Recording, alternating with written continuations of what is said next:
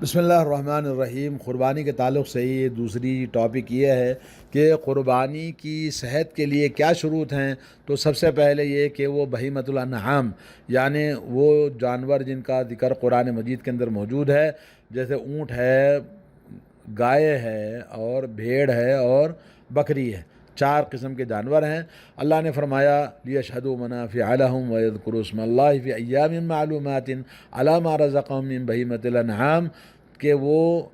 نفع اٹھائیں اس حج کے دوران اور اللہ کا ذکر ان مقررہ دنوں میں کثرت کے ساتھ کرے، اور اللہ نے جو بہیمۃ الانعام دیا ہے ان پر قربانیاں کر کے اللہ تعالیٰ کا ذکر بلند کرنا، اللہ تعالیٰ کی تکبیرات کہنا، یہ تمام چیزیں اس کے اندر داخل ہیں۔ سورہ حج کی آیت نمبر 28 ہے، اور سنت میں نبی کریم صلی اللہ علیہ وسلم سے ثابت ہے۔ حضرت انس رضی اللہ تعالیٰ عنہ کہتے ہیں قال ضحى النبي صلی اللہ علیہ وسلم بکبشین املحین اقرنین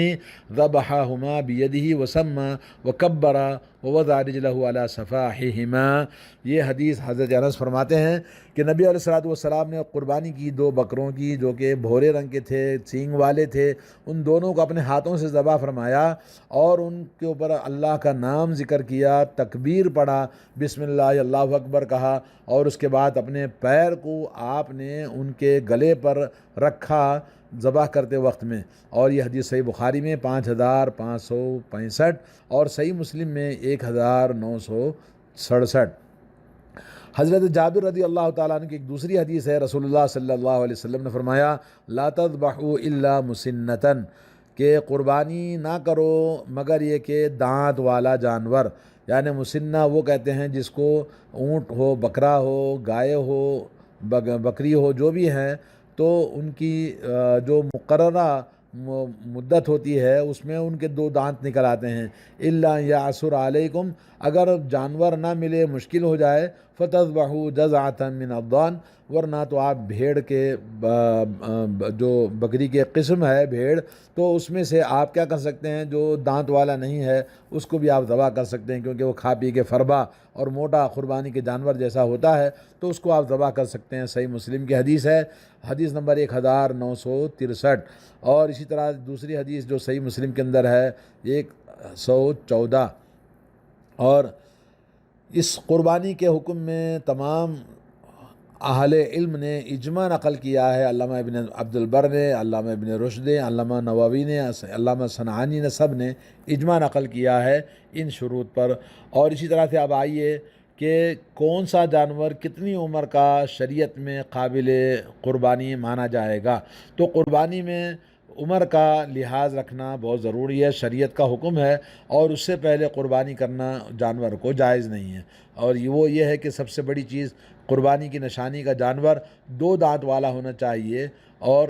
بھیڑ کے علاوہ، اور اس کے بعد 2 دانت سے کم، یعنی ایک تو دودھ کے دانت ہوتے ہیں وہ نہیں، جو اصلی دانت ہوتے ہیں اس کے 2 دانت ہونا چاہیے، اور یہ 2 دانت والا جانور ہے تو اس کی قربانی جائز ہے۔ اور اسی طرح سے سنت میں دلیل حضرت جابر رضی اللہ تعالیٰ عنہ کہتے ہیں قال رسول اللہ صلی اللہ علیہ وسلم لا تذبحوا الا مسنۃ الا یعثر علیکم فتذبحوا جذعۃ من الضان، کہ قربانی جو دانت والا ہے اسی کی قربانی کرنے کا حکم ہے، اس کے علاوہ دوسرا جانور نہ کرو، الا یہ کہ جانور ذبح کرنا آپ کے لیے مشکل ہو جائے، تو ایسی صورت میں آپ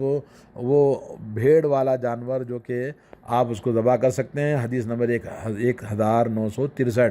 اور تمام کا اجماع اس پر نقل ہے، علامہ ابن عبد البر نے، علامہ نووی نے، علامہ شنقیطی نے، اور اسی طرح علامہ ابن حزم نے، اور اسی طرح سے امام ترمذی نے اجزاء الجزع من الضان، یہ علامہ ترمذی نے جو کہ اپنی کتاب میں العمل علی ھذا عند اہل العلم من اصحاب النبی صلی اللہ علیہ وسلم، بھیڑ اگر وہ 2 دانت والا نہیں ہے لیکن پھر بھی فربا ہے تو 6 مہینے سے اوپر کا ہے، تو اس کو ذبح کرنے کا اہل علم کے نزدیک اتفاق ہے، اور صحابہ کرام اور ان کے بعد والے سلف اس پر عمل کیا کرتے تھے۔ ان الجزع من الضان، اور جزع جو ہے وہ یعنی جو 6 مہینے سے اونچے کا بچہ ہوتا ہے اس کے لیے قربانی کے لیے کافی ہو جاتا ہے، سنن ترمذی کے اندر حدیث موجود ہے۔ اب آئیے ایک مسئلہ 2 دانت والا جانور، اونٹ کا، گائے کا، اور بکرا اور بھیڑ میں، اور جزع اور جو بھیڑ ہے اس کے اندر کیا حکم ہے۔ تو 2 دانت والا اونٹ وہ ہوتا ہے جب اس کی عمر 5 سال مکمل ہو جائے، اور گائے جب 2 سال کی ہو جائے تو اس کے 2 دانت آتے ہیں۔ اسی طرح سے بکری بھیڑ وہ جب 1 سال مکمل ہوتا ہے تو اس کے دانت آتے ہیں 2۔ اور اسی طرح سے الضأن کے معنی ہے جس بھیڑ کے بچے کے 6 ماہ مکمل ہو جائیں تو وہ ضأن کہلاتا ہے، اس کی قربانی کرنا جائز ہے، اور اس کی تفصیل فقہائے حنفیہ، حنابلہ اور تمام لوگوں نے یہی بات کہی ہے، اور شیخ ابن عثیمین نے اسی کا فتویٰ دیا ہے، اور فتویٰ اللجنہ دائمہ نے بھی یہی فتویٰ دیا ہے کہ جو 6 مہینے کا بھیڑ ہو اور وہ 6 مہینے مکمل کر لے تو اس کا قربانی کرنا جائز ہے۔ باقی جو بکرا ہے، بکری ہے، وہ 1 سال کا ہونا جس میں 2 دانت آئیں، اونٹ 5 سال کا ہونا چاہیے، اور گائے 2 سال کی ہونی چاہیے، جیسا کہ کتب فقہ کے اندر تفصیل آئی ہے۔ اب آئیے، وہ جانور جس کو قربانی کرتے ہیں کن عیوب سے پاک صاف ہونا چاہیے، کہ کون سا جانور ہے جس کو آپ کر سکتے ہیں؟ تو قربانی کے جانور میں سلامتی عیب سے پاک ہونا ضروری ہے، اور وہ یہ ہے کہ قربانی آپ نہیں کر سکتے جو کانا ہے، یعنی آنکھوں کا کانا پن ہے، جس کا کانا پن بالکل واضح طور پر ہو، اور نمبر 2 ایسا بیمار جس کی بیماری بالکل صاف دکھائی دے رہی ہے کہ بیمار جانور ہے، اور نمبر 3 یہ کہ ایسا ٹیڑھا پسلی والا جس کے اندر پسلی نکلی ہوئی ہے، دبلا پتلا ہے، لاغر ہے، اور چوتھا ایسا دبلا پتلا جانور جس کے اندر گدا نہیں ہے، تو ایسے جانوروں کی قربانی کرنا شریعت میں منع ہے، عیب دار جانور نہیں ہونا چاہیے۔ اور علامہ ابن عثیمین رحمہ اللہ نے کہا کہ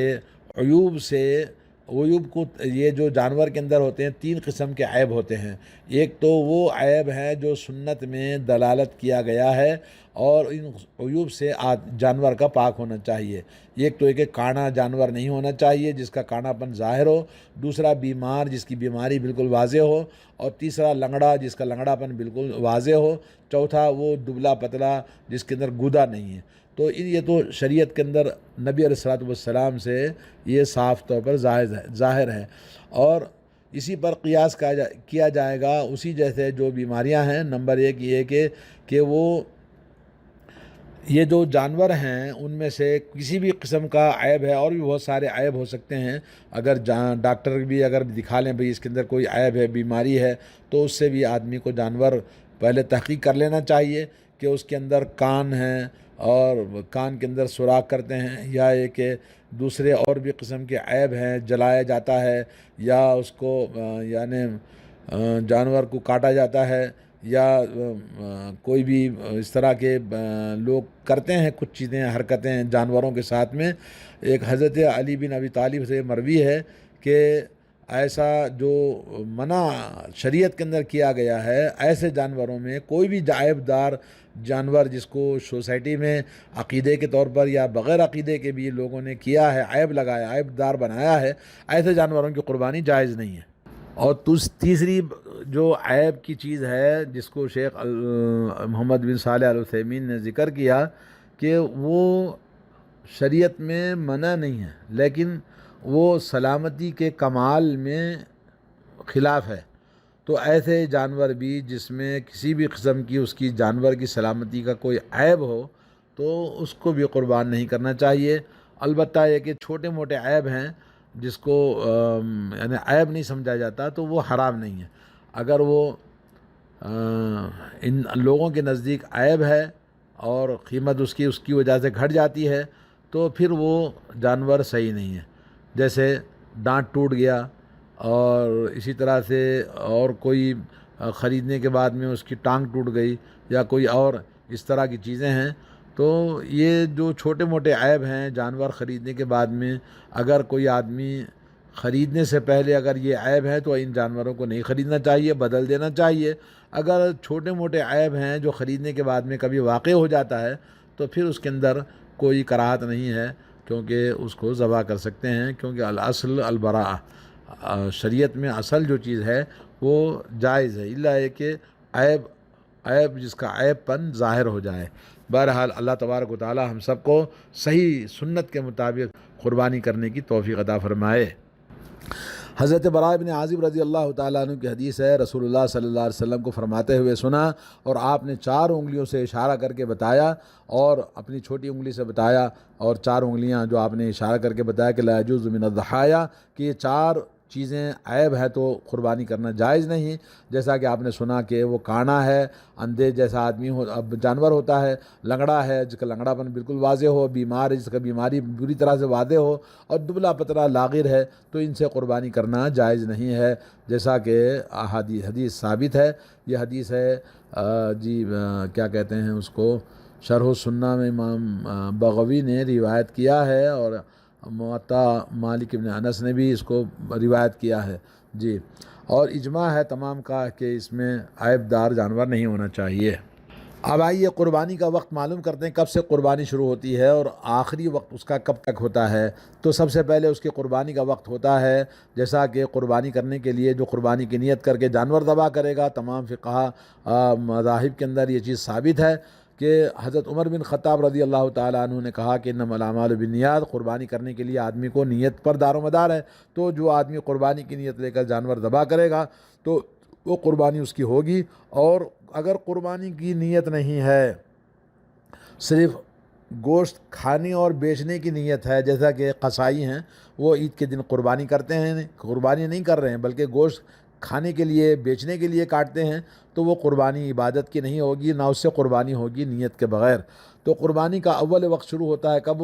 جیسا کہ حدیث کے اندر آیا ہے کہ صبح کے طلوع فجر کے بعد قربانی کا وقت شروع ہوتا ہے، مگر قربانی کرنے کے لیے حضرت براء بن عازب رضی اللہ تعالیٰ عنہ سے رسول اللہ صلی اللہ علیہ وسلم کی حدیث ہے، آپ نے خطبہ دیا اور فرمایا ان اول ما نبدأ من یومنا ھذا ان نصلی، کہ یوم العید قربان کے دن، عید کے دن کیا کرنا ہے، سب سے پہلے ہم نماز پڑھیں گے، آج کے دن ہم نماز پڑھنے کے بعد ثم نرجع، پھر ہم جائیں گے، فننحر،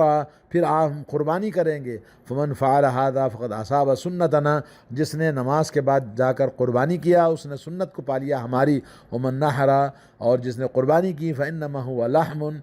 یقدمہ لأہلہ، اگر قربانی نماز سے پہلے کوئی کرتا ہے تو وہ قربانی نہیں ہوگی، بس گوشت اپنے گھر والوں کے لیے اس نے کاٹ لیا، یہ قربانی میں شمار نہیں ہوگا۔ یہ حدیث مروی ہے، کس سے، رواہ البخاری، امام بخاری نے 5560 اور صحیح مسلم میں 1961، اور اس پر تمام کا اجماع ہے۔ اور دوسری چیز یہ کہ قربانی کا جو نماز سے پہلے اگر کوئی کاٹتا ہے تو نبی علیہ السلام نے اس کو منع کیا، جیسا کہ آپ نے حدیث سن لیا۔ اور حضرت جندب بن سفیان البجلی رضی اللہ تعالیٰ عنہ کہتے ہیں کہ ضحینا مع رسول اللہ صلی اللہ علیہ وسلم ضحیۃ ذات یوم، ہم نے ایک دن نبی علیہ السلام کے ساتھ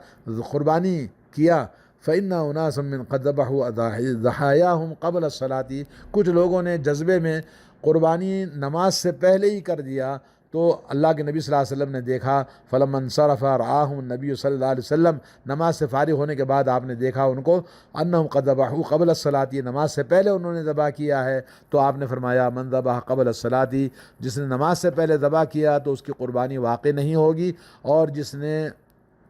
ہمارے ساتھ نماز پڑھی ہے اور قربانی بعد میں نماز کے کرتا ہے، فلیذبح علی اسم اللہ، تو اللہ تعالیٰ کے نام پر قربانی کرے۔ اور یہ روایت جو ہے بخاری میں 5500 اور صحیح مسلم میں 1960، اور اس پر تمام کا اجماع بھی ہے، اور اس کا اجماع علامہ ابن عبد البر اور علامہ نووی اور ابن رشد نے ذکر کیا ہے۔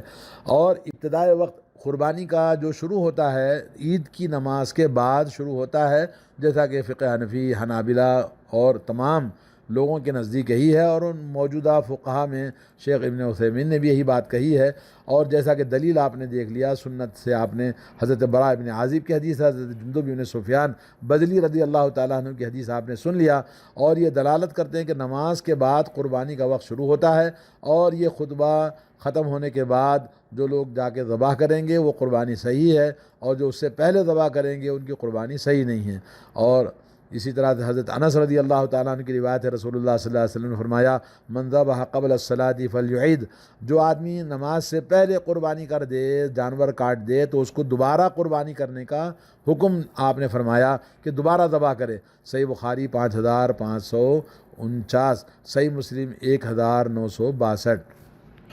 کچھ لوگ دیہات میں ہیں، سفر میں ہیں، تو وہ لوگ قربانی کے لیے نماز کا وقت اندازہ لگا کہ نماز کے بعد قربانی کریں گے، کیونکہ ان کو سفر کی وجہ سے اور نماز کا حکم نہیں ہے، نماز نہیں ملتی ہے، نماز نہیں پڑھتے، خریے والے ہیں، مسافر ہیں، بیمار ہیں، تو وہ نماز کا وقت اندازہ لگا کے نماز کے بعد قربانی کر سکتے ہیں۔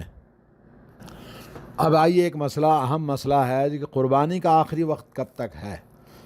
اب اس سلسلے میں دو رائے ہیں، کسی نے کہا کہ عید کے دن کے بعد 2 دن اور کسی نے کہا کہ عید کے بعد ایام تشریق 3 دن، یعنی قربانی 3 دن کی ہے یا 4 دن کی، یہ اس میں اختلاف ہے علماء کا۔ پہلا قول یہ کہ 3 دن کا ہے، اور یہ 3 دن ایام تشریق کے 2 دن اور عید کے دن ملا کر یہ جمہور علماء حنفیہ، مالکیہ، حنابلہ کا ہے۔ اور حضرت عبداللہ بن عمر کی روایت ہے، رسول اللہ صلی اللہ علیہ وسلم نے نہا ان تؤکل لحوم الاضاحی بعد 3، کہ قربانی کا گوشت نہ کھایا جائے قربانی کے ان 3 دنوں کے بعد، یعنی عید کا دن اور اس کے بعد 2 دن۔ صحیح بخاری 5574، صحیح مسلم 1970۔ اور اس میں نبی علیہ الصلوۃ والسلام نے قربانی کا گوشت کھانے سے منع کیا، مطلب ہے کہ قربانی کرنے سے منع کیا۔ چوتھے دن اگر کوئی آدمی ذبح کرتا ہے تو وہ قربانی نہیں شمار ہوگی۔ تو قربانی جائز ہے یہ وقت ایام تشریق میں، اور نبی علیہ الصلوۃ والسلام نے اس قربانی کے گوشت بنا کر کھانے سے منع کیا چوتھے دن۔ اور دوسرا قول اس سلسلے میں یہ ہے کہ بہت سارے صحابہ اکرام سے عید کا دن اور اس کے بعد 2 دن، حضرت عمر، حضرت علی، حضرت عبداللہ بن عمر، حضرت ابن عباس، حضرت ابو ہریرہ، حضرت انس رضی اللہ تعالیٰ عنہ صحابہ سے مروی ہے کہ اس میں